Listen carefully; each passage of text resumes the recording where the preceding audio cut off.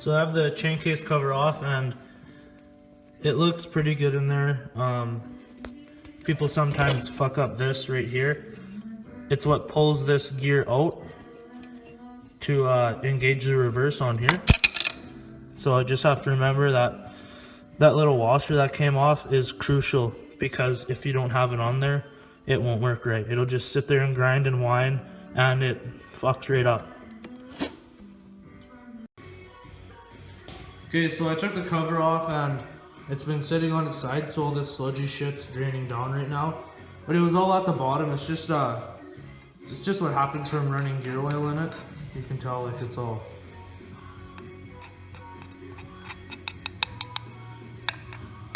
Here's that washer that I was talking about that goes right here onto there, just like that. If you don't run that washer in there, then your reverse will not work. So keep that in mind. This piece here moves up and down. This is disengaged, so your reverse handle will be pushed in all the way. When you pull it out, it pushes it down, and what happens is it grabs the top of this gear and pulls it out. I can't do it with my hands. Maybe you can see it move a little bit, but there's this spring on here and it's pretty strong, so I can't just grab it with my hand, but that's how that works.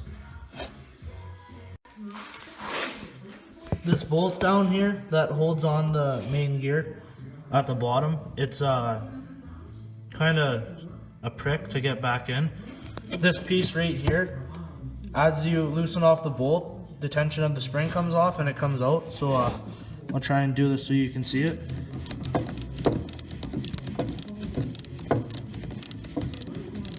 See how it's clearly moving out? That spring right here is actually pretty strong, so when you put it back in, it sometimes is a pain in the ass. So you gotta look out for that. The good thing about the chain adjuster, you can see how it works. There's a jam nut here, and this goes back and forth to tighten or loosen it. It's always nice and easy to thread out because of the oil always moving around in the chain case as you drive your sled. And it's just easier to take all these things out with it loosened right off. Here's the spring and bolt that threads into the final drive that turns your track. You can see a little bit of blue on here, and it's all oily from the chain case oil, but it's very important to run Loctite on these because they can loosen off and it can back out and start hitting like around here on your chain case. And I've seen friends where either this bolt or this one right here have came out, especially this one with the cotter pin. If that ever starts to back off, it'll come out really easy, and it just destroys the whole thing. This chain case is still in very good shape because every time I've taken it apart and put it back together, I've done it right and redid Loctite and all that stuff and made sure it was all good to go. Here you can see this bottom gear, how it kind of works.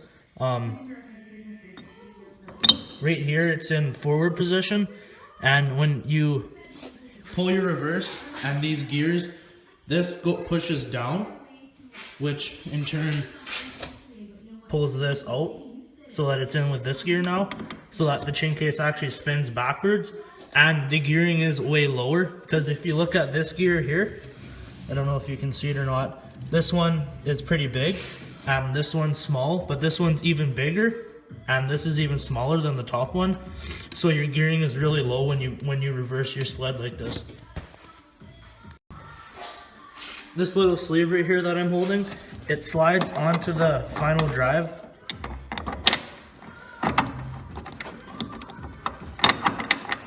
Just like that, but it goes into this gear. I'll try and, it's kind of hard to do it one-handed, but it slides on there, and then this gear spins on this surface right here, and this part with the splines is what goes into the the reverse gear, just like that. With your chain totally loosened off, you should be able to slide off these two gears that go onto this shaft right here. The shaft is solid and the gears are free spinning. You pull off these gears. These are the ones with the washers on them. This is the one that is crucial for your reverse to work. You may make sure you don't mix those gears up, because this is for the chain, this gear, and this one is what rides on this gear right there, on the reverse gear.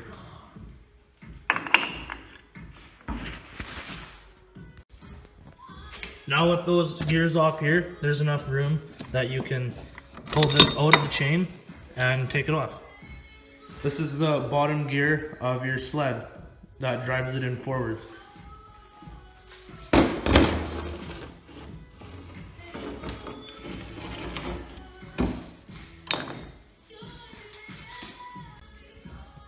Just because I don't have to mess with the jack shaft, I'm gonna keep this gear in the chain case. This is what is attached to your secondary clutch, which turns the motor, or which is turned by the motor.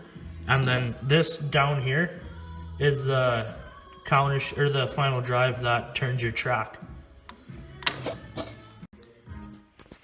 I like this chain case a lot because down here, you can see in that threaded hole that there's a plug on it to drain the oil out of the chain case.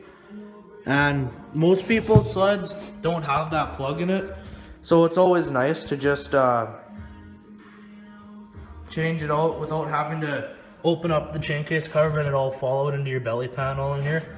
When you're messing around with these chain cases, make sure you clean off the tip of this. It's the dipstick that goes in your chain case right here. You can see the magnet, it's sticking to my rotor. Just clean that out and put it back in.